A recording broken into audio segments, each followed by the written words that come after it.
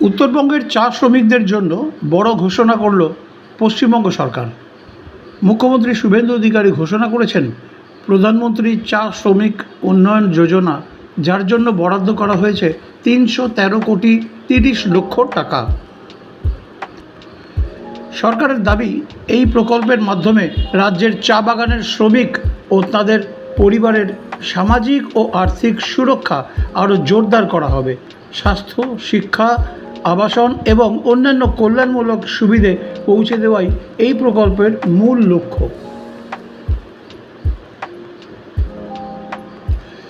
এই প্রকল্পে কতজন শ্রমিক সরাসরি উপকৃত হবেন এবং কিভাবে আবেদন করা যাবে সেই বিষয়ে বিস্তারিত নির্দেশনামা শীঘ্রই প্রকাশ করা হবে। আপনার মতে এই প্রকল্প কি সত্যি চা শ্রমিকদের জীবন বদলে দিতে পারবে? কমেন্টে লিখুন।